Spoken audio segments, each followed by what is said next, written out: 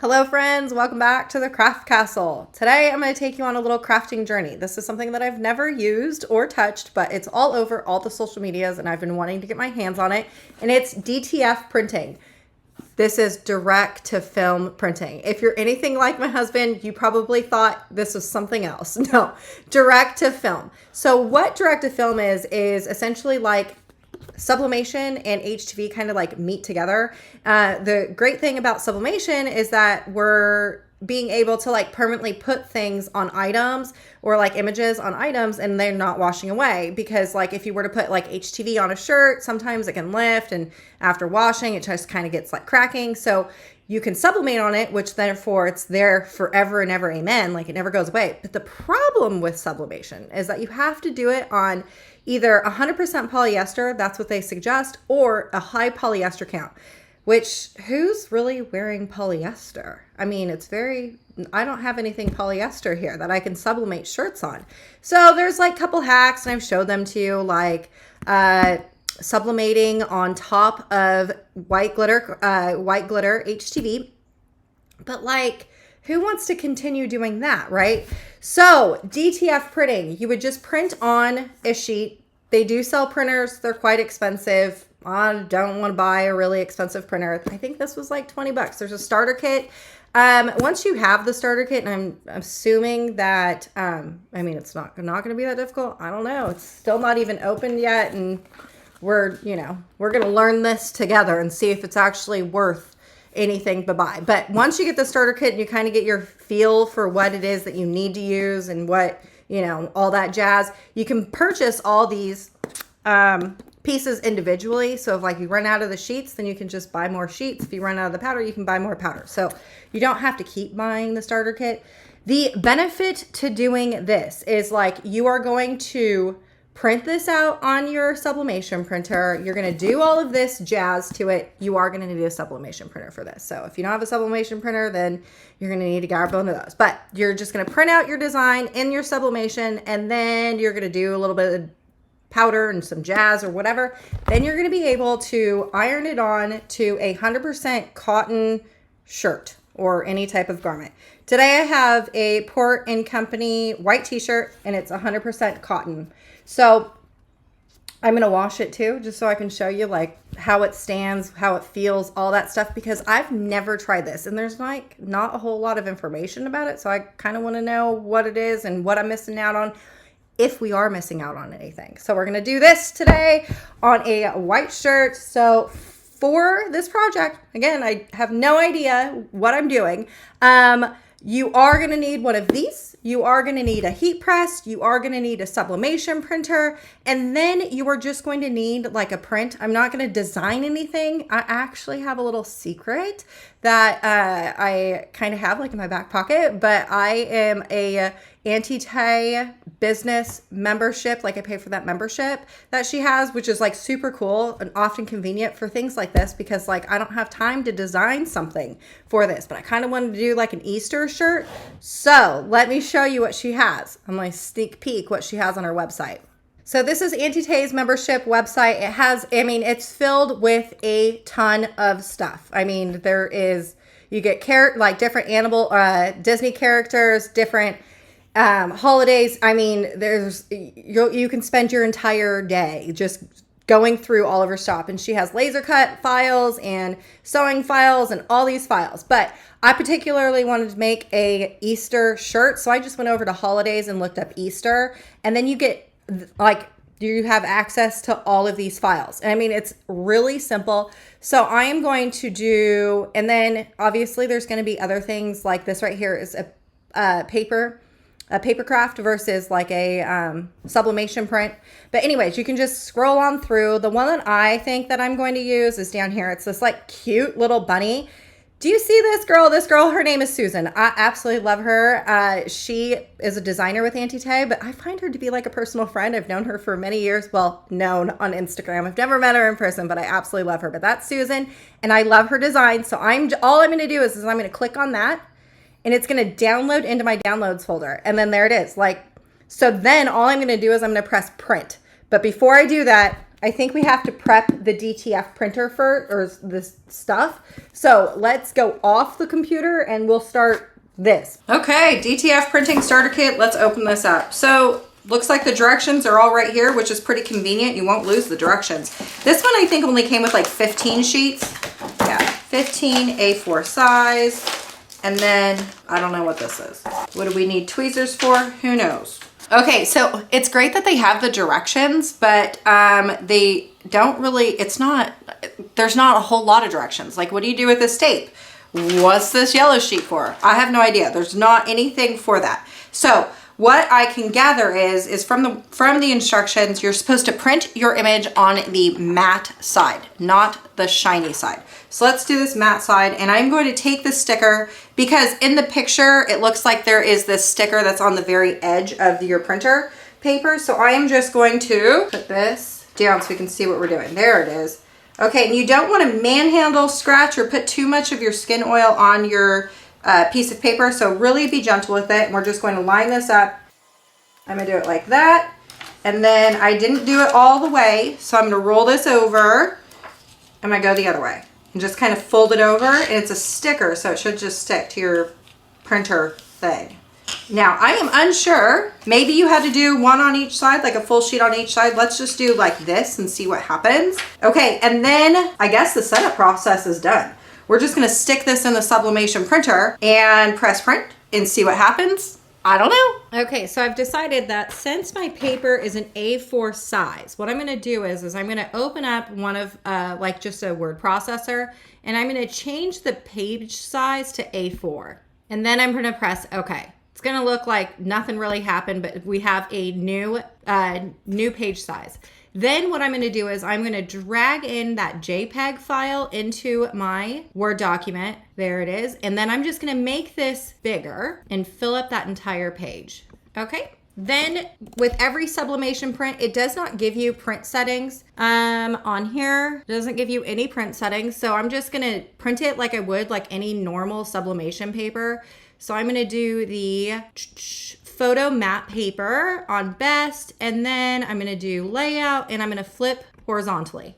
And then I'm going to put this in the printer. Remember, you want to print on the matte side, and then we're going to press print. Okay, I'm trying not to handle the paper too much because it did say don't put your fingerprints like over the paper too much.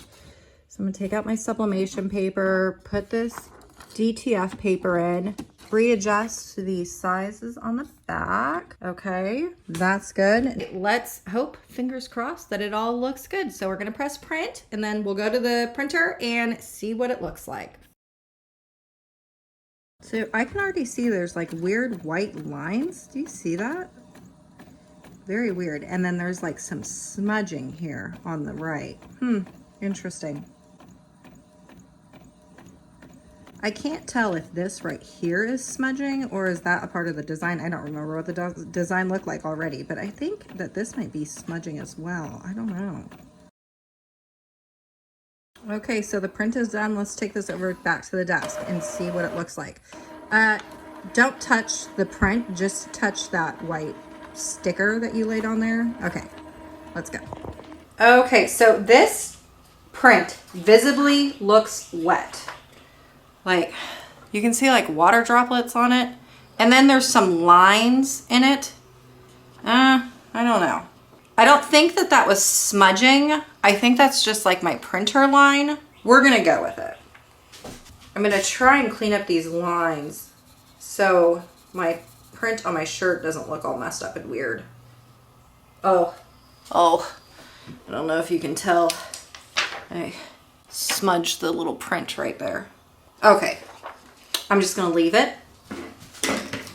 Okay, so I'm going to turn on my heat press. It says suggested is 310 degrees. So I'm gonna change this over to 310. And then it's gonna say for 120 seconds.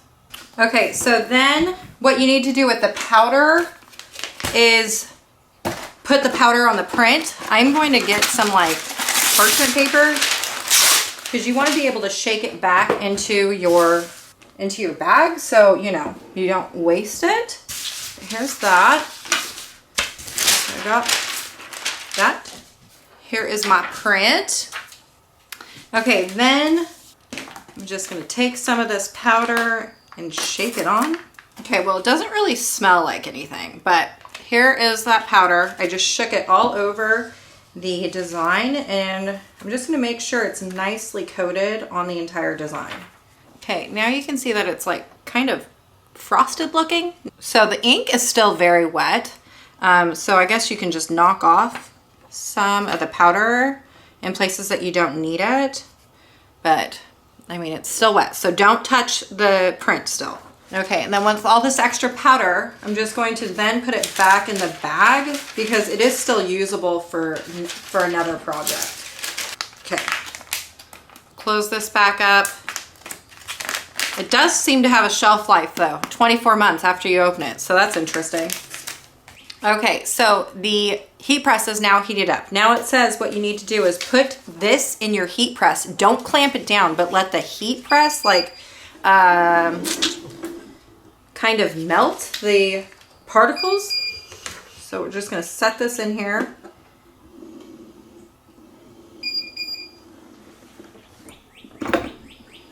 Oh, look at that. I just messed up my print. No, I should be okay. Okay, hold on. Let's reprint that. Oof. Okay, what are we doing here?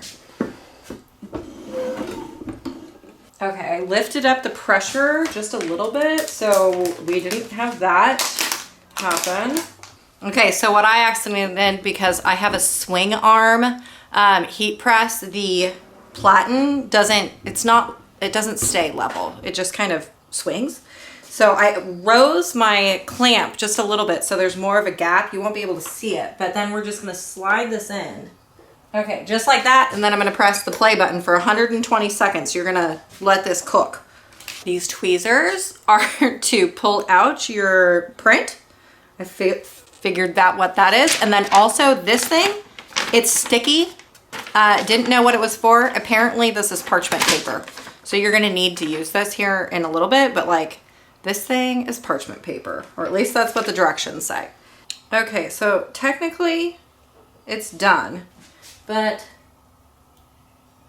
if I slide this out, it says you need to heat it until it's a gel-like powder and all the particles are removed. And like, that doesn't seem like it all, like the bunny just seems very, like the particles are still there. So I'm gonna put it back in here. I'm just gonna let it cook for a little bit longer. Okay, so I am starting to see like the black seems to be a little bit brighter than this, but like it's been cooking for quite a long time. I don't know. Okay, you know what I'm gonna do? I'm just going to put it on here and then see what that does. That seems kind of crazy. Let's try it. Okay, so then it says 320 degrees for 15 seconds. I'm gonna do my same setup that I normally do with t-shirts, 3 fingers down, kind of in the middle. I don't think it's very dry, so I'm trying not to put my fingers on it too much. So we'll do, yep, this is about 3 fingers. I mean, I don't know if this is very dry and I don't want to smudge the shirt. Okay, I'm just gonna lay this down. I'm gonna take some heat transfer tape. Okay, then I'm gonna come over here and I'm gonna press it on the shirt. And it says no parchment paper is needed. All right, let's press it on there. Okay, then it says to cold peel. Oh my goodness. What in the heck? Look at that.